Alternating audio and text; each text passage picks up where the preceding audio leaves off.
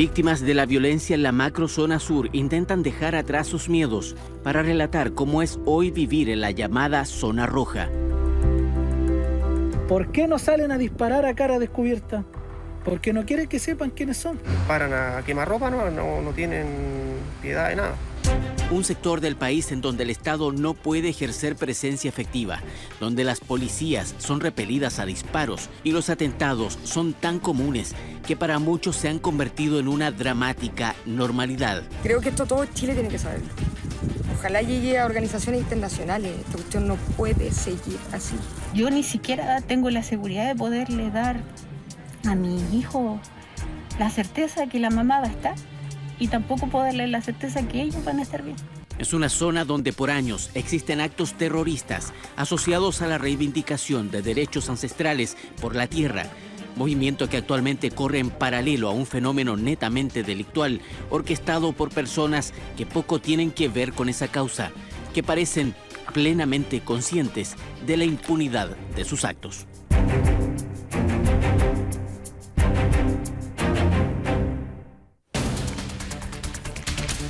En apenas un año, los delitos violentos en la macrozona sur prácticamente se han duplicado.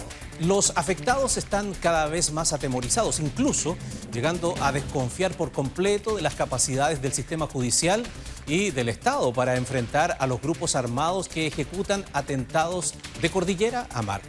Hay temor y la sensación es que se está llegando a un punto de no retorno. Las historias de víctimas de esa violencia en el siguiente reportaje. Esto es lo que tenemos que vivir todos los días los conductores aquí en la Araucanía. Este registro es uno de los pocos que existe, donde se ve con claridad cómo actúan, de qué forma están armados y cómo ejercen violencia a los encapuchados que suelen cortar las rutas de la zona costera en la provincia de Arauco. ¿No puedo pasar? No, la vuelta no, voy a pasar. Ya, vuelta no. voy para Tirúa, hermano. La vuelta no. Vamos todos hermanos, tú. ¿En serio? Yo soy hermano. Yo soy hermano tuyo, yo soy Peñi. Como pocas veces también, quien registró el video está dispuesto a hablar de esta traumática experiencia.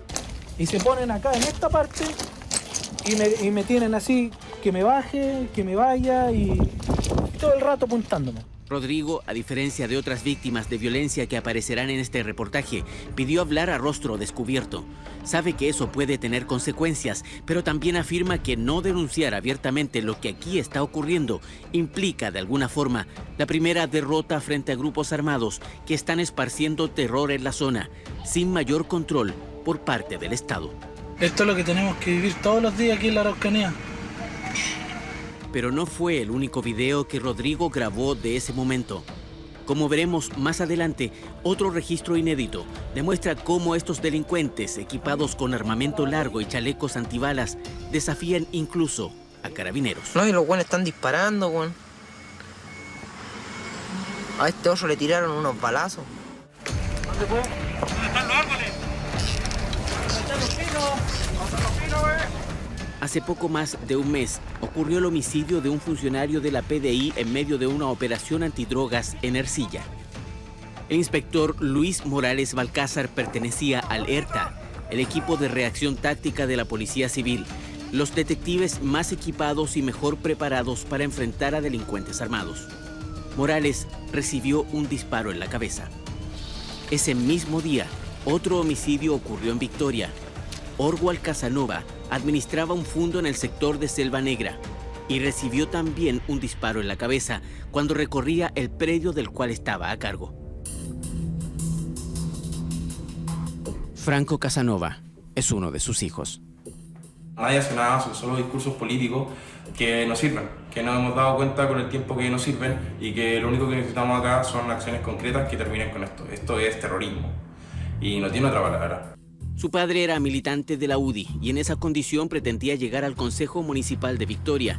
Según cuenta su hermano, las críticas y cuestionamientos que abiertamente realizaba a la violencia en la zona le hizo llenarse de enemigos y de esos que hoy están dispuestos a disparar. ¿A usted lo llamó el presidente? Me llamó. ¿Qué saca de darme condolencia, presidente? Condolencia no le va a dar la vida a mi hermano. Es que el responsable es usted. Usted no ha hecho nada. Usted tiene todos los medios para haber hecho esto y no lo hizo. Dispone de la policía, dispone del carabinero, dispone de investigaciones, dispone del ejército. ¿Y qué es lo que ha hecho? Nada. Póngase los pantalones alguna vez, le decía. Por esos días, el interés público estuvo centrado en el homicidio del detective Morales, razón por la cual la historia de este asesinato en Victoria quedó en segundo plano. A mí me gustaría usar esto que nos pasó para que la gente se dé cuenta que esto ya no puede seguir pasando y que no puede ser una víctima más. Este año los actos violentos en la macrozona aumentaron a más del doble. Si bien muchos lo reconocen fuera de cámara, Ervin afirma que se vive una situación límite. Describe por un lado violentistas armados que aparecen a plena luz del día luciendo características paramilitares sin temor a ser enfrentados por la policía. Y por otro, la disposición cada vez más resuelta de civiles que están protegiendo sus bienes, también con armas, y contratando a ex uniformados como guardias de seguridad. Es que no es la idea hacerte uno justicia. Para eso está el Estado. Para eso está el Estado, porque si no nos echan transformamos en asesinos, empezamos a matarnos todos, pues. Y eso es lo que no queremos. Llegamos a este campo en plena zona roja. Bajo la condición de proteger su identidad y la ubicación exacta de este lugar, este agricultor relata lo que hace tiempo está viviendo. Que no nos ataquen, no nos quemen, tenemos que estar pensando primero en eso antes de poder hacer el trabajo que es propio de la agricultura y que es muy sacrificado, sí, es un trabajo de todo un año. Sobre todo en época de faenas agrícolas, el trabajo debe realizarse con custodia policial y en ocasiones incluso vestidos con chalecos antibalas. Pero además de eso, últimamente los campos de trigo se han transformado en el objetivo de atentados incendiarios. En el caso de este agricultor, uno de esos ataques ocurrido hace solo semanas estuvo a punto de tener graves consecuencias. Prendieron aquí, como te decía, y 500 metros más allá nos prendieron también otro foco. Y nosotros estábamos en el potrero, o sea, directamente para atentar contra nosotros. Para este agricultor, las demandas históricas en esta zona nada tienen que ver con lo que hoy está ocurriendo. Afirma que el problema es tan profundo que ni siquiera existe la posibilidad de garantizar justicia.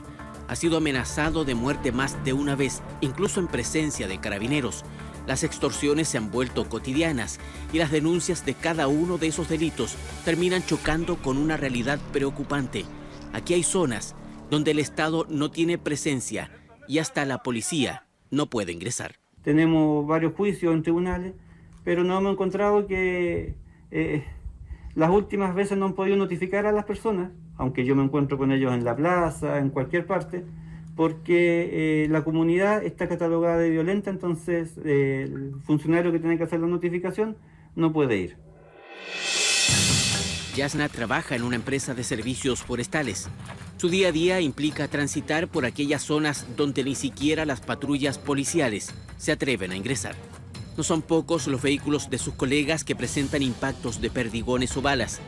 Han sido amenazados e incluso retenidos durante horas por encapuchados fuertemente armados. Acá hay terrorismo y con todas sus letras. Aquí no hay que adornar más el concepto. ¿Por qué hay terrorismo? Porque nosotros estamos aterrados. Aquí se ejerce violencia a la gente gratuitamente. En cualquier momento, dice ella, será el próximo blanco, sobre todo por su público reclamo frente a estos grupos que mantienen aterrorizados a los habitantes de esta zona y por eso debe viajar así. Se puede ver mi cartera, ¿cierto? Mi casco balístico y mi chaleco antibalas. Yo tengo hijos pequeños y la instrucción que tienen ellos que cuando vayan con la mamá, el mayor, que tiene 8 años, tiene que descolgar al chiquitito de 3, tirarse al suelo y la mamá les va a poner el chaleco encima. En su empresa mantienen guardadas decenas de máquinas que en el último tiempo fueron quemadas en los cerros de la zona. Para ella, lo más grave es que toda esta situación esté prácticamente normalizada. Dentro de su puesto de trabajo hay una familia detrás, hay una señora que espera a su marido. También aquí trabajamos mujeres y está su esposo, su pololo, esperándole en la casa y sus hijos. Esto no es solo un fierro. Pero últimamente, la violencia no solo ha marcado a predios agrícolas o empresas forestales. Este ataque a una vivienda en Lautaro hizo notar el recrudecimiento de la violencia hacia particulares. Registraron buscando armas, eso es lo que más enfatizaban, que no podían entender que nosotros no tuviéramos armas.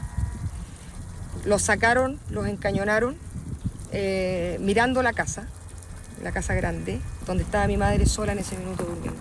Y los trabajadores de este campo tuvieron que convencer a los atacantes para que le permitieran salir antes de encender fuego. Mi mamá se despertó con un arma en su frente en ese minuto y con 7 personas dentro de su pieza. Con mucha agresividad le empezaron a botar los muebles, las cómodas, a patear las mesas. Para esta familia no hay matices. Ellos creen que el concepto de violencia rural hace tiempo no es suficiente para describir lo que aquí está ocurriendo. Y por eso que tenemos que alzar la voz para que se den cuenta que esto no es normal. Hay que dejar de normalizar que aunque sea un autito chiquitito en la ruta Coyipulli que esté quemado, no es normal. No es normal. Volvemos con Rodrigo. El día que registró este video viajaba hacia Tirúa. En la ruta se encuentra con una patrulla policial y a distancia ve a personas armadas. Asume que son militares o policías. Eso fue lo que yo vi. Pero al llegar donde estaban ellos, ya no eran 2 carabineros ni un militar. Porque la ropa les quedaba grande, andaban camuflados, ¿me entiendes? Y no tenían una posición de carabineros. Si lo soy, hermano. En este video no se ve que hay una persona apuntando a su rostro. Y este vehículo, probablemente un conocido de los encapuchados, les advierte que los están grabando. De ahí en más, la situación cambia radicalmente. Correcto, yo le dije al tipo, en su misma cara, le dije, dispárame y yo te echo el camión encima. Sí, se escucha. Y dije una grosería, pero... Tu madre era dispararme porque te mando el camión encima.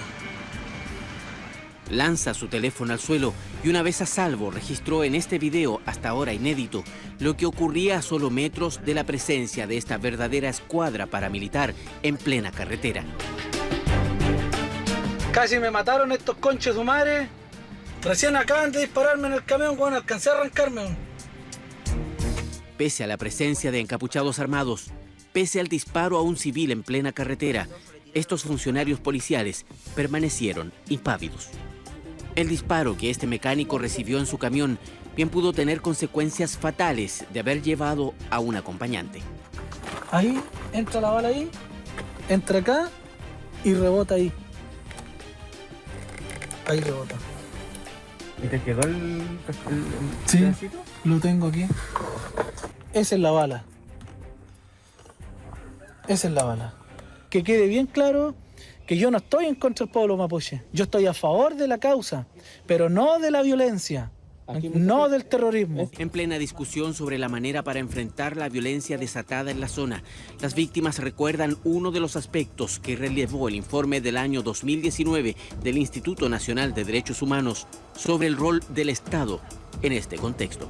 Pero también en ese informe aparece que los agentes del Estado, o el Estado en sí, debe procurar evitar que unos grupos de civiles sometan a otros grupos civiles. También es responsable el Estado de su inacción.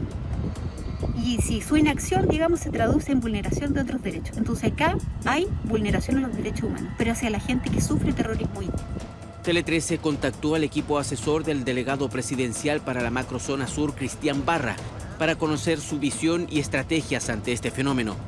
No estuvo disponible para hacer comentarios. Por ahora, la falta de control efectivo hacia estos grupos no solo está generando temor en la población, también hay quienes saben que deben asumir resguardos que van mucho más allá de los que deben tomarse en cualquier otra parte del país. Las víctimas temen que se esté llegando a un punto de no retorno en el cual civiles decidan armarse para tomar la seguridad por sus propias manos.